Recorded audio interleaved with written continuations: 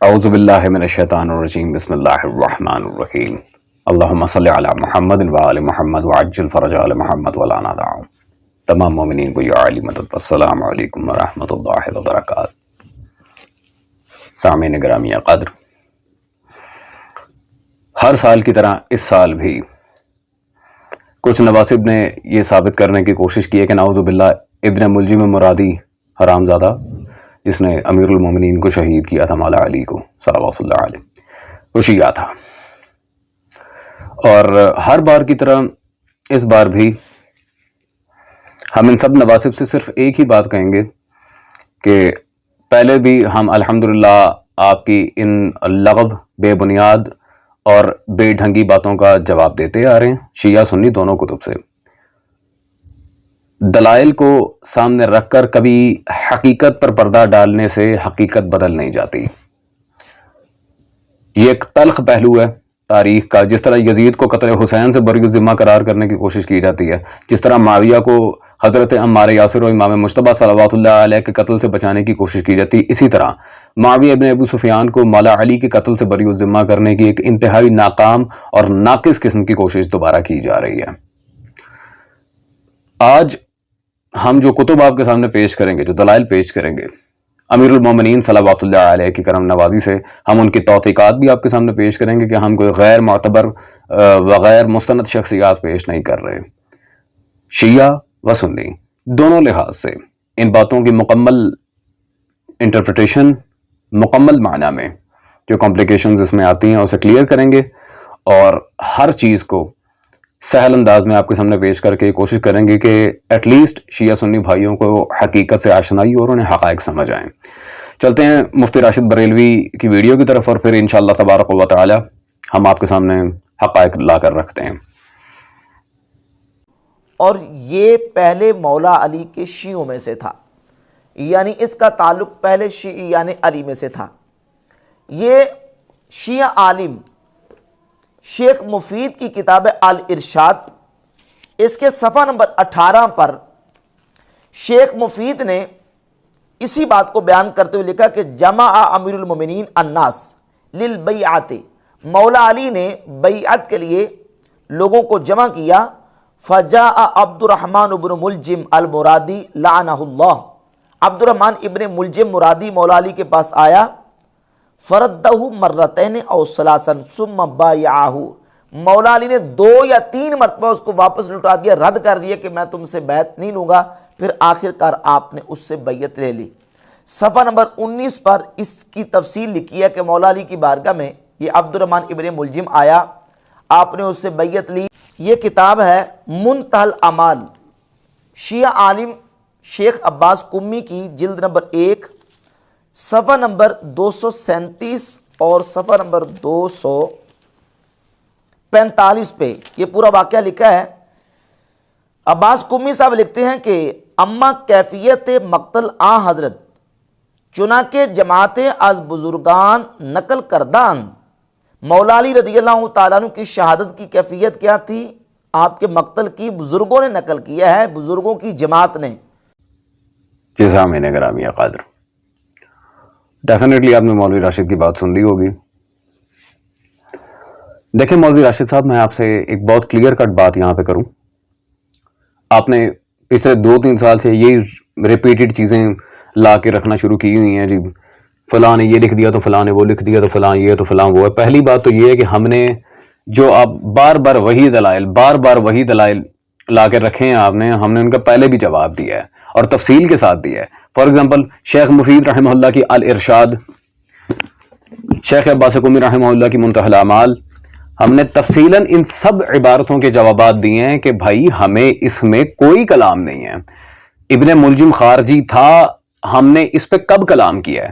مسئلہ تو یہ ہے کہ کبھی کسی شیعہ نے انکار کیا ہو کہ معاویہ ابن ملجم کے اس سارے پروپیگنڈے میں جو اس نے مولا علی کو قتل کرنے کے لیے شروع کیا تھا، معاویہ اس میں شامل نہیں تھا. کسی شیعہ عالم نے، محدث نے، مفسر نے، مؤرخ نے، کسی صاحب تحقیق، صاحب نظر شیعہ نے کبھی اس مسئلے سے انکار کیا؟ نہیں کیا. آپ کو چاہیے تھا آپ تردید دکھاتے.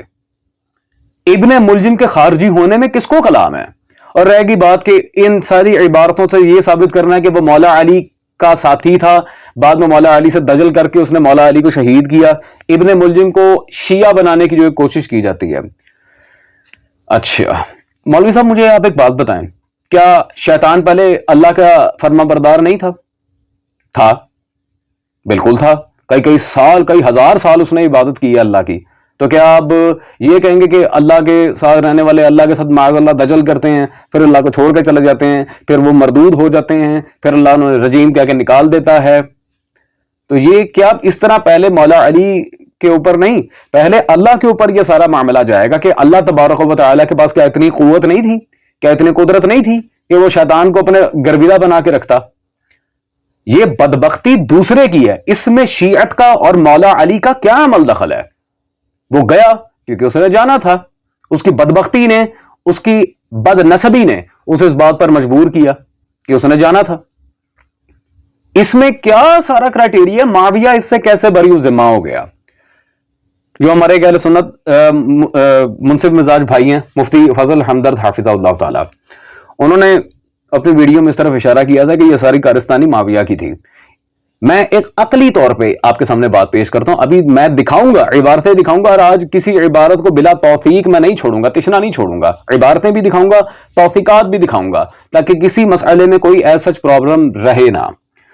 میرا آپ سے سب سے پہلے تو یہ سوال ہے, جتنے بھی شیعہ سنی منصف مزاج اہل تحقیق و صاحبان نظر یہ ویڈیو دیکھ رہے ہیں, میں ان سے یہ سوال کرتا ہوں کہ ابن ملجم مرادی لانتی, مان لیا چلو شیعہ تھا, نعوذ باللہ بقول آپ کے چلے, مان لیا شیعہ تھا یار, شیطان بھی پہلے اللہ کے یہاں تھا, پھر اسے بھی کہیں وہ اللہ کا شیعہ تھا, بعد میں اس نے اللہ سے دغا بازی کی تو اللہ کے اپنے ہی ان سے نعوذ باللہ ذات باری تعالیٰ سے استغفر اللہ پھر دجل کر گئے.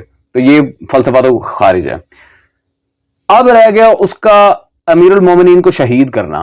مولوی صاحب نہروان سے بھاگا ہوا خارجی تھا وہ, جیسے اور خوب, نہروان سے مصر, پھر مصر سے واپسی کلزوم, کلزوم سے عراق, عراق سے کوفہ, کوفہ سے جامع مسجد, گھوڑا, کھانا پینا, رخت سفر, قطام ملونہ کا حق مہر, تلوار, پھر تلوار کو ہر روز 1000 شامی دینار کا زہر پلانا.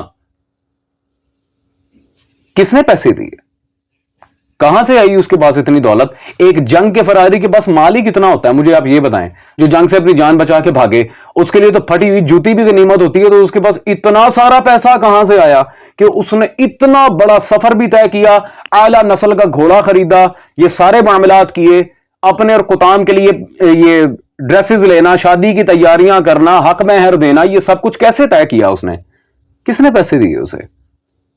کوئی پیچھے تھا تو یہ سب کچھ ہوا ہے نا, ورنہ اس کے پاس اتنا سرمایہ تو تھا نہیں. ابن ملجم کون سا کوئی مشہور عرب کا تاجر تھا کہ اس نے بس بزنس کیا, اس کے پاس سارے کے سارے پیسے آ کے جمع ہو گئے.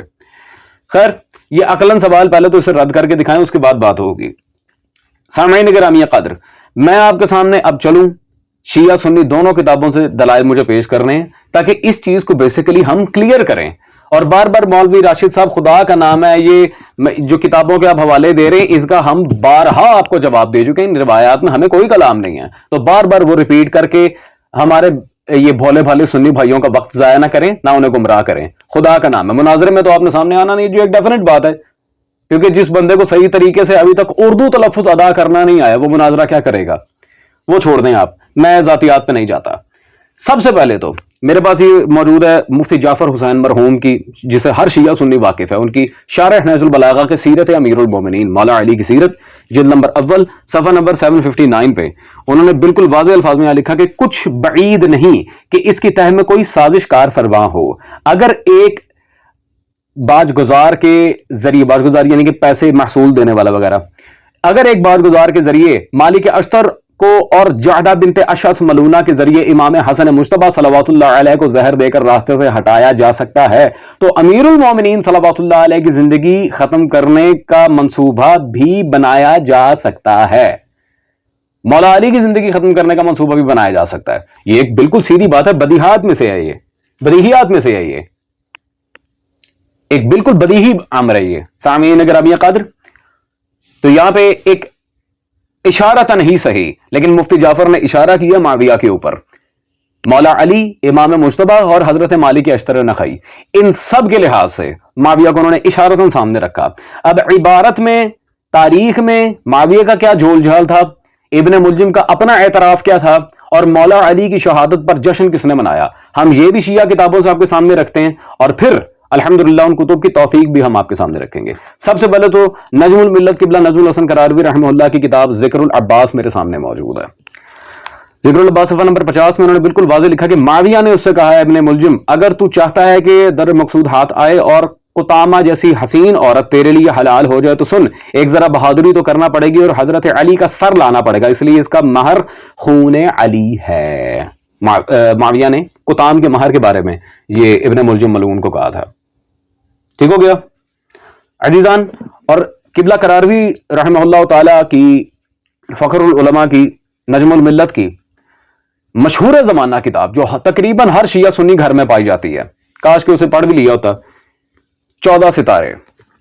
اس پر بڑے بڑے علماء نے تقاریز وغیرہ لگائیں. صفحہ نمبر 172 پہ انہوں نے واضح خود ابن ملجم کا قول لکھا, جس کا اقرار خود ابن ملجم نے ان الفاظ میں کیا کہ میں نے معاویہ کے کہنے سے ایسا فعل کیا مگر افسوس کوئی فائدہ برآمد نہ ہوا. میں نے معاویہ کے کہنے سے ایسا فعل کیا. امیر المومنین کی شہادت کس کے کہنے پہ ہوئی؟ معاویہ کے. تو پتہ چلا کہ کہاں سے سارے پیسے آئے تھے اس کے پاس.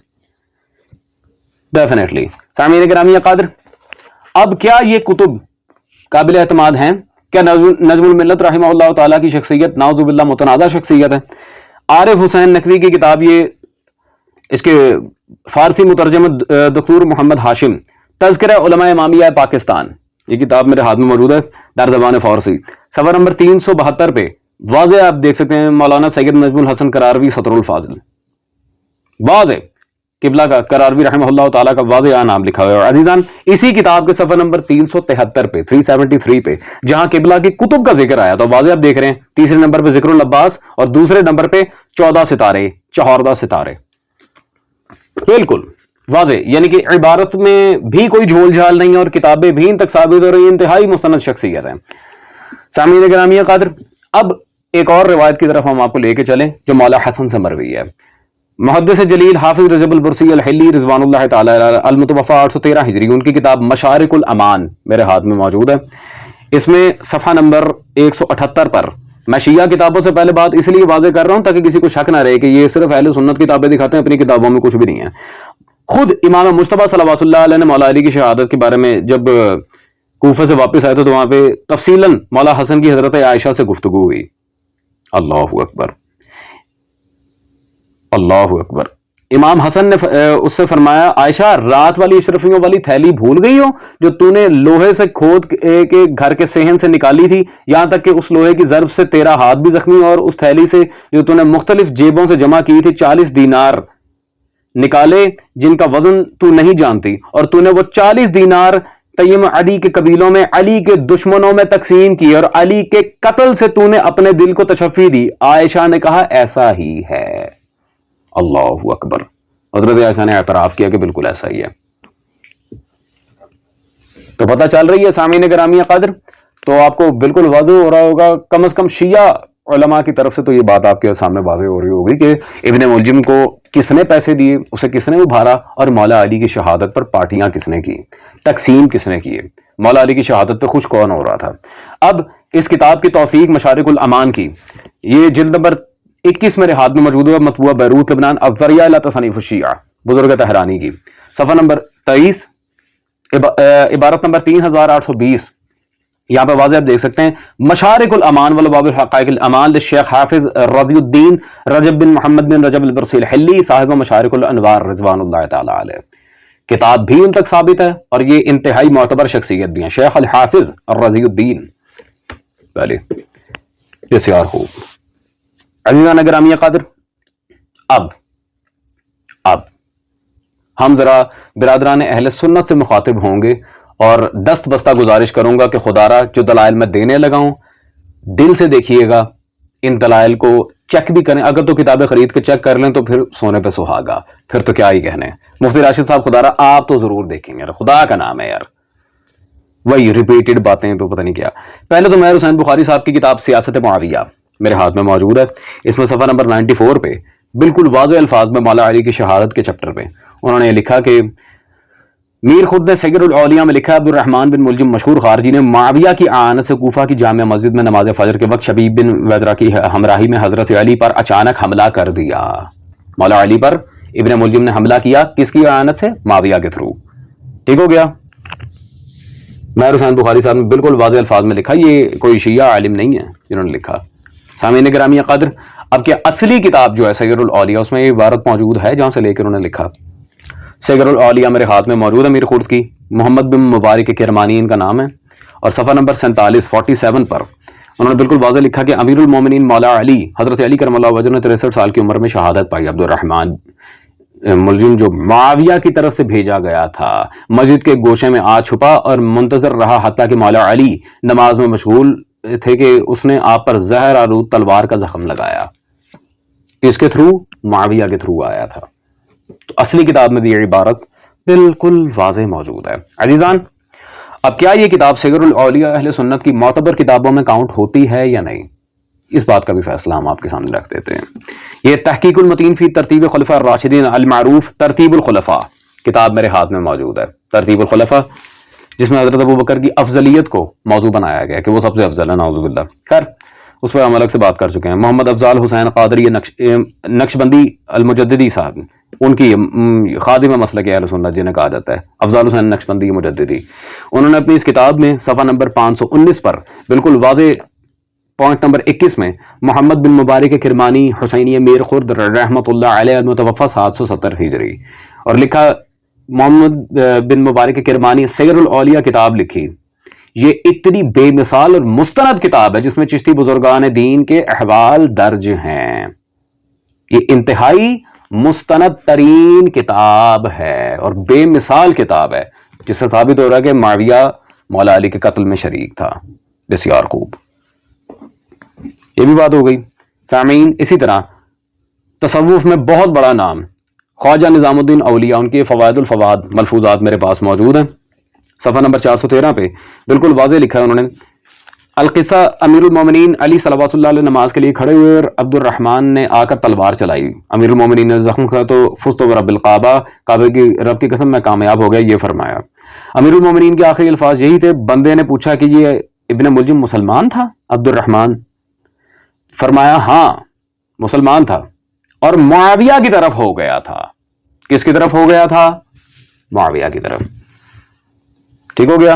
سامعین گرامی قدر, اب ان کی بارے میں یہ نظام الدین اولیاء کیا شخصیت ہے, یہ فقیر محمد جیلمی صاحب کی کتاب حدائق الحنفیہ میرے پاس موجود ہے, جامع مبسوط ترین کتاب حنفی علماء کے اوپر. اس میں صفحہ نمبر 330 پہ انہوں نے واضح, آپ دیکھ رہے ہیں ترجمہ نمبر 437 میں, شیخ نظام الدین اولیاء ان کا ذکر کیا, اور صرف ذکر نہیں کیا, باقاعدہ لکھا کہ یہ آپ جیسے اسرار طریقت و حقیقت میں ولی کامل مکمل تھے, ویسے ہی علوم فقہ, حدیث, تفسیر, صرف, نحو, منطق, معنی, ادب میں فاضل اجل عالم اکمل تھے. اتنی تعریفیں کی ہوئی ہیں خواجہ یہ نظام الدین اولیاء کی. نظام الدین اولیاء کے بارے میں انہوں نے یہ لکھا اکابر علماء میں سے تھے اور اتنے علوم پر ملکہ حاصل تھا انہیں. عزیزان, اب حدائق حنفیہ لکھنے والے کون ہیں میں آپ کے سامنے واضح کروں. محمد عبد الحکیم شرف قادری کی کتاب تذکرہ اکابر اہل سنت میرے پاس موجود ہے.